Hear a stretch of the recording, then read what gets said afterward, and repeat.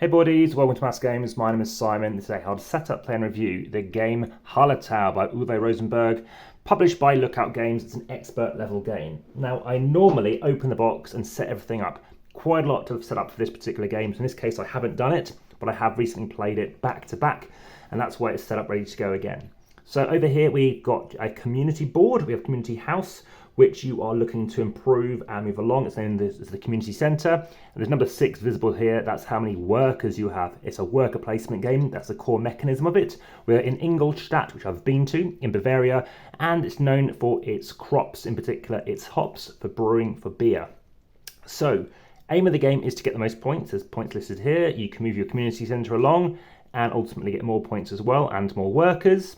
There are various resources, various crops and animal products that we're looking to spend, ultimately spending more obviously on the left than on the right in this case, and that's going to move along when you can pay the amount. Now each round you're going to reveal and tells you how many. So the very first thing you do is you take what known as a farm yard card. It's going to move off to the left, just out of the shot. You will not see it until a latter phase in the round. This is a 6-round game, and there are 10 phases within the round. So this is set up for 1 player, but I've mainly played this just as a 2. It is preferred and best as a 2. You're going to have your ring here, which you can use for various things. It's going to start on a 0 position. That's for jewellery and stuff like that. Everyone is going to start off with 4 gateway cards. Gateway is a very key word here. They're starting things to help you get going. So basically, you'll not start with any other resources other than what you start off down here with. So you've got flax, you've got rye, and you've got barley. But once you've got in this case, 3 flax and 2 wool, you don't spend it, but you get a tool. Tools are important because they move boulders, and these little buildings do not move up until you have moved your boulder across, ditching 1 tool. And you get to keep your tool, it's just spent for that round, moving it to the right. Now, if you have it like this, you spend 2 tools to move them like that. So that's how those move along. And once they've all moved along enough, as you'll see in a second, you'll obviously be unlocking more and more workers each round. In this case, I've started off with 3 sheep, and again, I'll get 1 brick or 1 clay, useful for obviously moving this along. I'll also get to plant out one of my crops, as long as I've got a crop out here as well. Over here, I've got some obviously more stuff, so you can get jewellery. As long as you've got 1 jewellery, then you've got a certain amount of fields. Then if you've got 2, so anytime you want, throughout the game, whenever you wish, say, hey, I've got this, and you're going to get what the bottom bit is. In this case, you can get some farmyard cards, and you also get a special card. So what that represents is a bonus card. So these cards are starting off cards. These cards can get you things such as more resources. This one tends to give you a few points towards the end of the game, and this one is end game stuff as well. So there's the 4 ones. And then finally, that points deck down the bottom. So normally it's a high amount of points, maybe 10, 12. In this case, only 3. But in this case, it's the amount of these cards that you have, and it's 3 points for each one. So it's a multiplier. So far, the only one I've seen of the multipliers, but I have pretty much gone through both decks. So you set up the board like this. So everyone's space is taken initially. There's about 20 spaces. And the way it's going to work is initially, you're going to then go. Obviously, it's going to take you a bit more effort initially because someone's already taken the sheep market space, and then even more so. Now, over the 6 rounds, playing 1 to 3 players, you're going to shuffle these up and then reveal a card. And in this case, you are removing what you can see here. So a 1 and a 3, but for your setup, for the very first game, it's the opposites. So you keep 1 and 3 and you remove the other ones. So the ones not listed are removed. So we have 2 and 4. So you take everything at the top level. So if we happen to have 2 here, you take off that. You take off, that's the most here and that one. But in this case, it is just here. And if there was 1 here, which there would have been, then that would have come off 2. Now that should have been on here too. So we have 2 and 4. So in that case, it's quite easy. It's just all of these ones here. Okay, and whoops, these go back out because I've got 6 starting off workers. I put them here because it's a bit clearer than maybe having on here. So I've got my starting stuff. I can think maybe what I want to try and work towards, get some sheep or something. So based on my workers, based on maybe what's cheaper to place out, like 1 worker here, I place 1 here, I get 1 sheep. Sheep go over here and they go down. And basically, if I'm not moving my sheep along, by the time I reach round 4, they die because they have not been used. And I get 1 hide. So I can take a hide. And as you can see, I haven't got a hide yet, so it goes in the 1 spot. Now, moves on to the next thing. So as you can see, the first thing you do is you decide obviously how many players, then you do this a bit, then you move the current farmyard card off, which we've done. Now we're activating anything, which I'll show you how that works in a second, and then we're placing out things. So someone else goes somewhere else. Maybe I go here, which means I can spend a sheep, so I can lose that sheep to get myself 4 meat. As you can see, going to the butchery. And if you played Fields of Owl, if you see my video for that, which is very popular, it's very similar track in how this works. So I've got 4, so I go into the 4 space. I also get 2 more hide, so I'm on 1, it moves up to 3. Now it's their turn, it's back to my turn. Maybe I want some more brick, so I've not got any brick, or sorry, I call it clay at the end. I could have got crops instead, so if I wanted crops, I can either move this up 1 or get some more crops out. Again, say it's my turn next, then I take one of these fields, and it's currently a level 2 field. I'll explain how that works, but basically the higher it is, you're going to get more crops.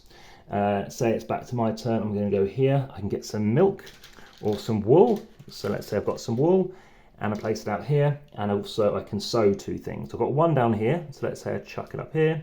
So I've got barley here, and I put grain here. So that's going to give you a good example. Final thing, well, I've got this 1 piece left, I can go over to these spots here and take a card, or as I find it's a bit luck-based potentially, to spend it to get myself a tool, show you how that works. Okay, so I've placed every worker out. Remember, other places people will be playing too.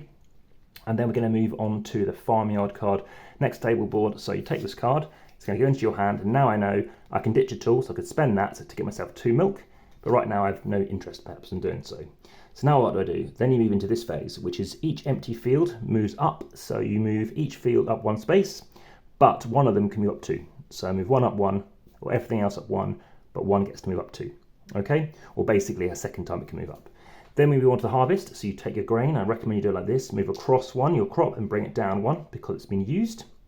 And those ones went up because they were fallow, so they weren't intensively cultivated, so they got to rest, which is why they've improved in fertility.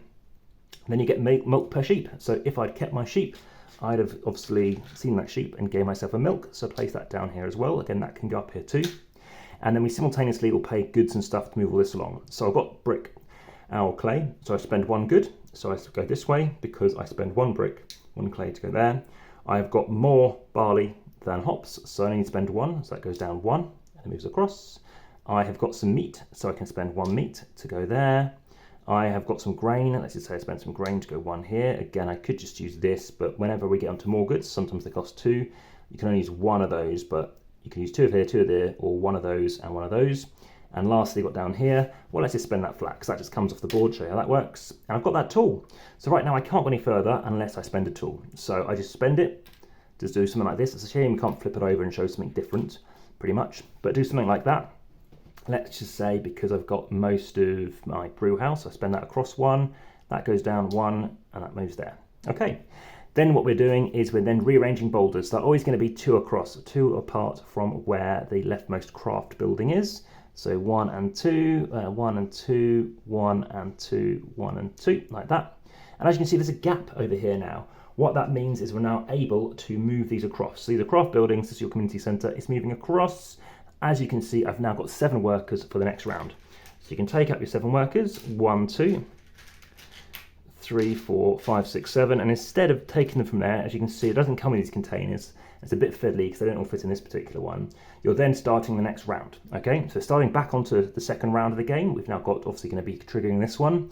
You are then going to be populating again, so you've now got more stuff out, but we draw out the next card to see what happens, what gets removed. This time again, what you see gets removed. So we're playing a 2-player game as an example. So what's going to happen is you're removing all the 1s and the 2s from the topmost level. So this goes, and all of these goes. Again, not anything populated because I'm just showing you as if it was 1 player. So that all comes out here and they go out here too. It's actually very similar, in fact identical if we play this solo anyway. Again, if there were 3 up here, you take the topmost, you lose all 3 from here. And sometimes I find it more efficient just to add them to your supply rather than placing them and bringing them back. So then we go again. So I happened to not go to any of these places. If I did, or someone did, then they would take first player marker. In this case, I've taken it because I started, let's say. And then you pretty much go again. So do I have any bonus cards? I do not. I'll explain how that works in a moment. But basically, there's some things in phase 3 which will trigger. I'll show you how that works. Now, anytime I could have had enough stuff to have done this, let's have a look. No, I haven't got enough flax. I didn't have any of these, but I could have done to get myself a tool. So maybe efficiently work towards those. But now we move on to obviously activating bonus cards. We don't have any in play currently. And then you are looking to obviously decide where you want to go. So you can place that here. You can obviously, like I say, get more tools, spending 1 to 1. Of course, that would reset, so that can go to the left or whatever. But let me briefly show you how phase 3 works. So some of these, for example, here says in phase 3, then you get yourself a jewellery. So you're spending 3 jewellery to get 1. and also getting 8 points at the end of the game. So sometimes they give you points, sometimes they don't, but as you can see, once you've got 3, maybe in round 1 or 2 or 3, then you can start getting some more jewellery. Why get jewellery? Well, you can convert jewellery, you can also gain jewellery, but you can spend jewellery to normally move these across. So rather than spending the cost down here, which when you start revealing more cards, so ultimately you are going to be moving this stable hand, obviously in phase 2, across. Now you're spending 2 goods. Now remember, more than, which means you still need to spend 2 clay and 0 flax, or sorry, 0 rye in this case. Again, 2 and 0. But over here you can spend 1 and 1 or 2 and 0, and obviously 0 and 2 or 2 and 0. Over here again, you can do whatever you wish. But remember, the first two rounds you can't do it. As the rounds go on, it's going to do more and more stuff. In this case, you could spend 3 goods, or if you've got 2 different ones, 2 and 2. Again, you can't do this one using 2, so you'll have to spend 3 goods because you can't have the same amount. It's going to be more than. Whereas over here, 4 and 3, etc., it kind of constantly improves. I wasn't aware when I was taught this game actually about the fact that you can see all these until you see them. So that is how the game goes. Again, at the end of the game, you are going to have your score pad, and you're going to see how many points you've moved across. Like I said, you get points when the window reaches a certain bit. Any building to the left that is showing any points, you're going to get points from there too as well. You're also going to gain points from looking down at, obviously, sheep, because sheep give you 1 point per sheep you've got there. Also, any rings, they can give you points too. You'll also gain points equal to what's in your field, your goods and your tools. So I've got 1 good, that's 1 point. Well, I'll show you how that works in a second. This is worth 3, 3, 4 and 2, 1, 2, 2, 2, 3 and 2. Oh, sorry, 3. Add it all together, plus 1, divided by 5, rounded down, and that is your total goods. The last 2 games I played, I had exactly 49, which gave me 9 points. So I was, one single item of getting it to be worth 10 points. And again, you'll have points cards which you may have scored. So you've seen some over here. Some of them, again, can score you points at the end. You toss it all up and you get your final score. So what do I think of the game? Well, I've played about 32 or 33 now, I think, of Uwe's game. I think even 34.